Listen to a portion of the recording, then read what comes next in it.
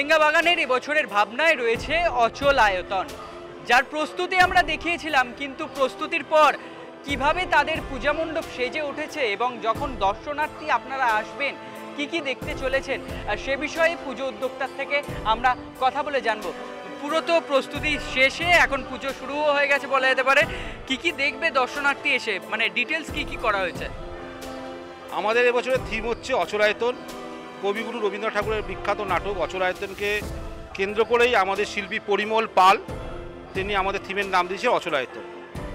অর্থাৎ আমাদের সমাজ যতই উন্নতি করুক না কেন, আমরা যতই বিজ্ঞান নিয়ে চলি না কেন, মানুষ চালিয়ে যাক না কেন, কিন্তু তবু আমরা এখনও কুসংস্কারকে ঘিরেই রয়েছি।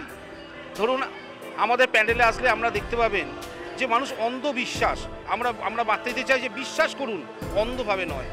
আমাদের বাইরেই স্ক্যানার লাগানো আছে, বড় বড় করে দু সাইডে লাগানো রয়েছে। যখন ভালোভাবে ভিড় হওয়া শুরু হবে আমাদের অ্যানাউন্সমেন্টটা হবে যে কিউআর স্ক্যান করতে হবে, নাহলে কেউই বুঝতে পারবে না সেরকমভাবে।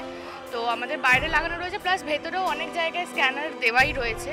তো সেইখানে ওরা স্ক্যান করে পিকচারগুলোতে স্ক্যান করে দেখতে পারবে। অগুমেন্টেড রিয়ালিটি এইটা বলা হচ্ছে। আমাদের এখানে কিছু কুসংস্কার নিয়ে কিছু প্যান্ডেলটা আমাদের করা হয়েছে, তো সেই হিসেবেই এই পিকচারগুলো কুসংস্কার নিয়েই সব করা।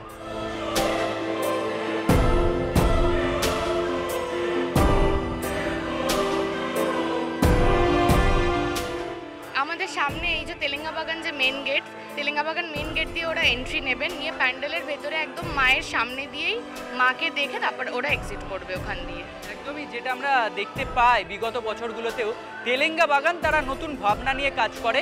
এবছরও তাদের নতুন ভাবনা রয়েছে অচল আয়তন, যেখানে তাদের একটি বিশেষত্ব রয়েছে যে তারা এআর ব্যবস্থা এখানে রাখছেন, যেখানে কিউআর কোড স্ক্যান করে যারা দর্শনার্থী আসবেন তারা ভিতরে থাকা সেই সকল ছবির মুভমেন্ট লক্ষ্য করতে পারবেন। অর্থাৎ কুসংস্কার যে আমাদের সমাজে কতটা আষ্টে পিষ্টে রয়েছে, আমাদের কিভাবে জড়িয়ে রয়েছে, সেই বিষয়টিকে তারা স্থান দিয়েছেন এবং এই ভাবনা নিয়ে এবছরে তাদের মণ্ডপ সেজে উঠেছে। ক্যামেরায় অমিতাভর সাথে অর্ঘজিতের রিপোর্ট, এস নিউজ।